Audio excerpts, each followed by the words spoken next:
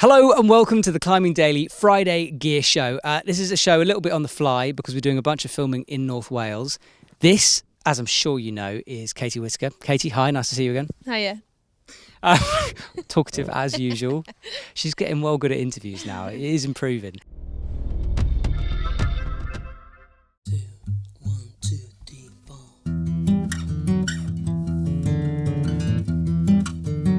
For the gear show, I thought it could be cool because you're obviously a 5'10" athlete, which means you get to use their shoes a whole bunch all the time. So you're probably one of the best people to talk about it because you know it. So we've been climbing on the slate today. Mm-hmm. What shoes have you been using and why? Well, today I've been wearing the Anasazi pinks for the slate. Also, I think a lot of people will probably wear the blancos on the slate. But I really like the pinks because they're a little bit more comfortable than the blancos. So let me start with there. So why blancos and pinks on slate specifically? What is it about slate rock that is good for these shoes? Yeah, well, the slate is tiny little edges, so you need a really stiff boot, and the blancos, they're really stiff, and the pinks, when they're a bit newer, are also pretty stiff as well. So for me, yeah, I prefer the pinks because they're stiff but a bit more comfortable. So we've been balancing up little edges, crimping really hard.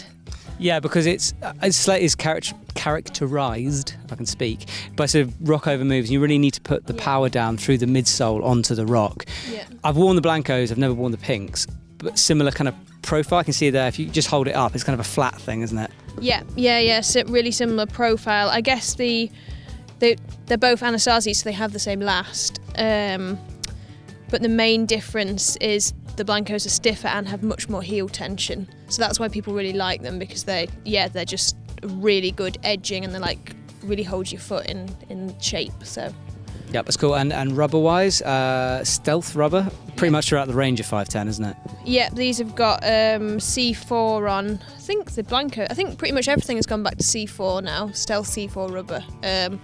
Which is really good. I love C4 rubber. Yeah, me too. It's one of my favourites. It's just super sticky. Like you can't say anything else about it. Yeah. And also, and I know you shouldn't be climbing when it's wet, but if it's damp, I find C4 tends to stick better than anything else. Yeah, and you can just, even if they get a bit damp, you can just give them a quick, almost them getting a bit damp and then squeaking them a bit on your trousers makes them even more sticky. So it's quite good if it's a bit damp.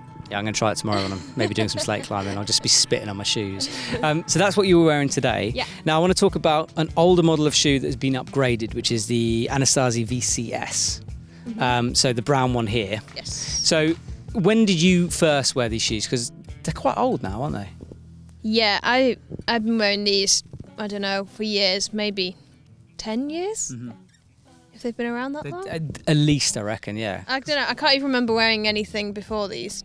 Maybe I used to wear the old pinks, I'm not sure, but I just wear these all the time. And then they also do them in the blue colour as well. Not the LV, but they do like the same but in blue, which I wear a lot. So what kind of climbing is best for the Anasazi VCSs? Are we talking more bouldering, do you think, or routes, or when would you use them? I kind of wear them for everything. They're not ideal if you need a really aggressive shoe, like steep, you need to be really precise. They're not ideal for that, but I still wear them for that. I just absolutely love them. I think they're really comfy. The heel doesn't hurt me. They're easy to get on and off because they've got Velcro, and obviously they've got amazing sticky rubber. Yeah, they're just my favourite. I wear them for everything. Okay, so I'll be honest here. I had a pair. Yeah. I hate the heel. I find for me, but I think I've got quite narrow feet. Yeah. And the heel just didn't fit. The only time it did fit is I got it way too small. So it took me a while to break into it, and then the heel kind of fitted. But that's my issue with those. But we'll talk about the upgrade in that in a minute. But what's those size and what's your street size of shoe? These are a UK 5. And my street size in 5'10" is 7. Okay, so quite significantly down. And the pinks, what's that? I think these are a 5 as well. Yep, 5, yep. So a good 2 sizes, so almost La Sportiva style downsizing for you. No idea. Yeah, you wouldn't know, would you? Never worn La Sportiva. Okay, so we mentioned my issue with the heel. Do comment, let us know if you've had issues with this.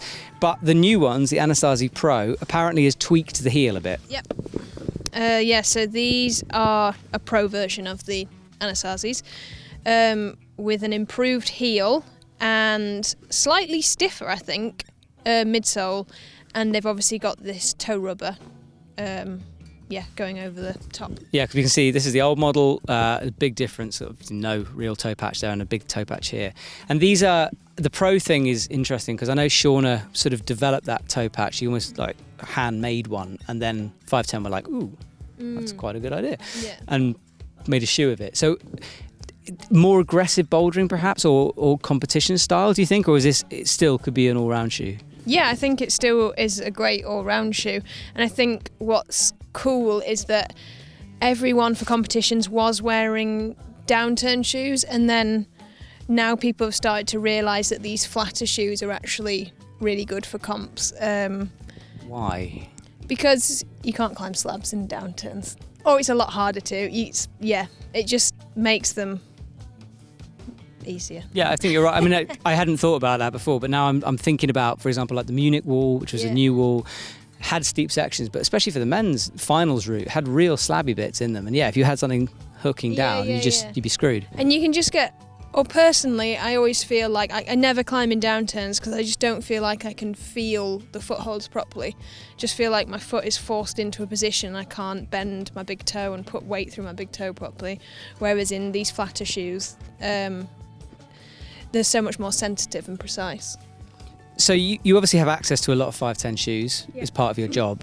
Is this your main arsenal of shoes, or do you ever sort of go into other things for other projects? Nope, this is it. This is it. So the pinks for most things. No, actually, I do have some high angles, which occasionally, if I really need a downturn shoe, then I'll wear them. Okay. Yeah. They are super stiff. Yeah, and I think I would like to wear them, but I just have dodgy heels, so I really struggle with anything with like too much heel tension. So that's the only reason, really, that I'm not wearing downturns.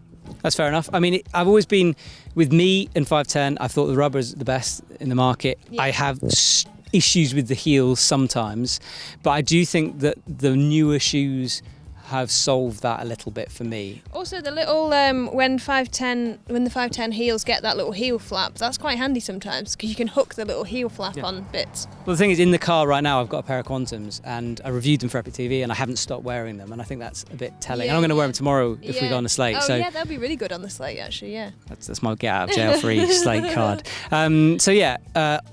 Heel didn't work for me on these two ones, but it did work on the Quantums. I haven't really tried those out, but yeah, it's good to know your knowledge with things and see how 510 is sort of progressing. Yeah, have you got some of these to try? Can I keep them? I'm a size. 5? No, I'm not a 5.